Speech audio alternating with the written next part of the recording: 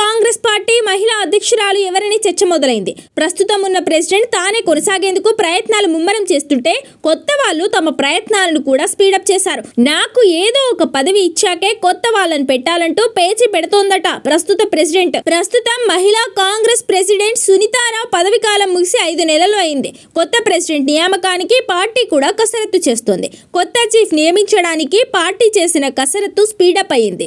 అయితే దీనికి బ్రేకులు వేసే పనిలో ప్రస్తుత అధ్యక్షురాలు సునీతారావు ఉన్నారట. దేశంలోనే ఎక్కువ సభ్యత్వం చేసా, పార్టీ కోసం ఎన్నో ఉద్యమాలు చేశా, 80కి పైగా తనపై కేసులు ఉన్నాయంటూ జాతీయ మహిళా కాంగ్రెస్ అధ్యక్షురాల వద్ద మొరపెట్టుకుంటున్నారట సునీతారావు. కొత్త అధ్యక్షురాల నియామకం చేపడితే మహిళా కాంగ్రెస్ కోసం తాను చేసిన కృషికి పరిగణలోకి తీసుకుని నామినేటెడ్ పోస్ట్ ఇవ్వాలని ఒత్తిడి పెంచుతుందట. ఇటు పార్టీ అటు ప్రభుత్వంలో ఉన్న పెద్దల ముందు డిమాండ్ పెట్టారట. అయితే గత అసెంబ్లీ ఎన్నికల్లో గోషామహల్ నియోజకవర్గం నుంచి సునీతారావు పోటీ చేసి ఓడిపోయారు. అప్పట్లో అనుబంధ సంఘం అధ్యక్షులు ఎవరికి కూడా టికెట్లు ఇవ్వలేదు. కేవలం మహిళా కాంగ్రెస్ అధ్యక్షురాలు సునీతారావుకి టికెట్ ఇచ్చింది పార్టీ. కాంగ్రెస్ అధికారంలోకి వచ్చాక అనుబంధ సంఘాల చైర్మన్లందరికీ కార్పొరేషన్ చైర్మన్ పదవులను కట్టబెట్టింది. అయితే సునీతారావు పదవి కాలం ముగుస్తున్న నేపథ్యంలో అనుబంధ సంఘాల చైర్మన్లను కార్పొరేషన్ పదవులు ఇచ్చిన నేపథ్యంలో తనకు కూడా అవకాశం కల్పించాలని డిమాండ్ చేస్తున్నారట.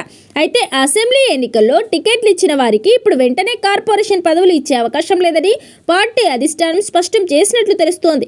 ఈ నేపథ్యంలో సునీతారావు కొంత నారాజులో ఉన్నారట. కొత్త అధ్యక్షురాల నియామకంపై పార్టీ పెద్దలు కసరత్తు మొదలు పెట్టారు. దీంట్లో సామాజిక సమీకరణాలను కూడా పరిగణలోకి తీసుకుంటున్నట్టు సమాచారం. ప్రస్తుతం అధ్యక్షురాలుగా ఉన్న సునీతారావును మార్చాల్సి వస్తే బీసీ సామాజిక వర్గానికి చెందిన మరో మహిళని అధ్యక్షురాలు చేయాలనేది పార్టీ ఆలోచనగా కనబడుతోంది.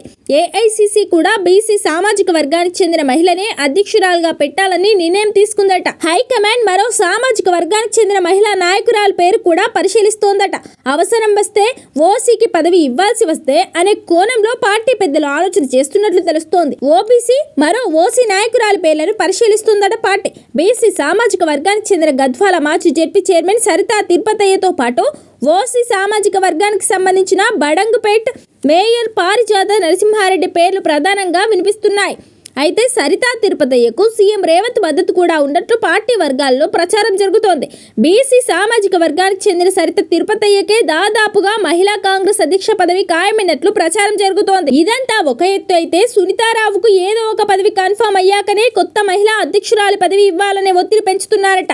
అయితే పార్టీ మాత్రం అసెంబ్లీ ఎన్నికల్లో టికెట్ ఇచ్చిన వారికి తిరిగి కార్పొరేషన్ చైర్మన్ పదవులు ఇవ్వకూడదని నిర్ణయం తీసుకుంది. కాబట్టి ప్రస్తుత అధ్యక్షురాలు సునీతారావు ఏఐసిసి వరకు తనకేదో పదవి ఇచ్చేంత వరకు కొత్త చీఫ్ ను పెట్టొద్దంటూ ఒత్తిడి పెంచుతున్నారట. మొత్తం వ్యవహారంలో హైకమాండ్ ఏం చేస్తోంది, రాష్ట్ర నాయకత్వం ఎలాంటి పరిష్కారం చూపబోతోంది అనేది చూడాలి.